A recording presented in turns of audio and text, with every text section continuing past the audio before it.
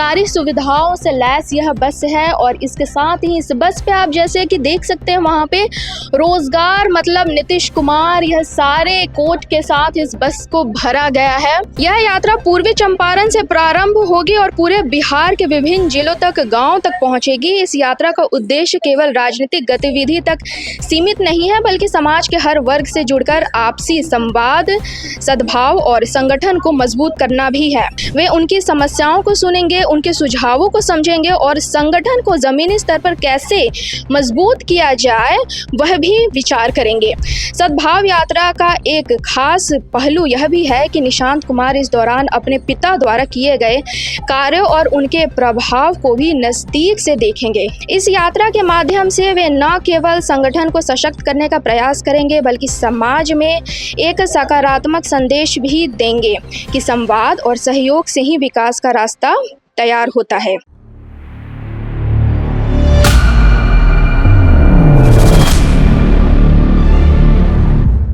Watch news देख रहे हैं आप, मैं हूं आपके साथ प्रज्ञा। निशांत कुमार का पहली राजनीतिक यात्रा शुरू होने जा रही है, जो कल से है। कल यानी 3 मई को निशांत अपने आवास से 9:30 बजे के करीब निकलेंगे और यह यात्रा पूर्वी चंपारण से शुरू होगा। मेरे पीछे जो बस है वह बस आप देख सकते हैं निश्चय रथ जिसका नाम है, और आप इस बस को देख के ही समझ सकते हैं कि किस तरह से इस बस में पूरी फैसिलिटी दी गई है, चाहे वह स्पीकर हो, लाइट हो, सीसीटीवी हो या टेंट हो, सारी सुविधाओं से लैस यह बस है। और इसके साथ ही इस बस पे आप जैसे कि देख सकते हैं वहाँ पे रोजगार मतलब नीतीश कुमार, यह सारे कोट के साथ इस बस को भरा गया है। और अगर अब बात करते हैं इस सद्भाव यात्रा की, तो इसका महत्व क्या है, इसके महत्व को समझते हैं। यह यात्रा पूर्वी चंपारण से प्रारंभ होगी और पूरे बिहार के विभिन्न जिलों तक, गांव तक पहुंचेगी। इस यात्रा का उद्देश्य केवल राजनीतिक गतिविधि तक सीमित नहीं है, बल्कि समाज के हर वर्ग से जुड़कर आपसी संवाद, सद्भाव और संगठन को मजबूत करना भी है। इस यात्रा के दौरान निशांत कुमार हर जिले और हर गांव में जाकर स्थानीय कार्यकर्ताओं से मिलेंगे। वे उनकी समस्याओं को सुनेंगे, उनके सुझावों को समझेंगे और संगठन को जमीनी स्तर पर कैसे मजबूत किया जाए वह भी विचार करेंगे। इसके साथ ही वे आम लोगों से भी सीधे संवाद करेंगे, उनकी अपेक्षाओं और ज़रूरतों को भी जानने की कोशिश करेंगे।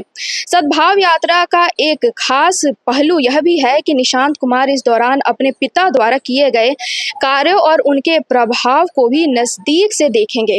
वे यह समझने की कोशिश करेंगे कि जिन योजनाओं और पहलों की शुरुआत हुई थी उनका वर्तमान स्थिति में क्या असर है और उन्हें आगे कैसे बेहतर बनाया जा सके।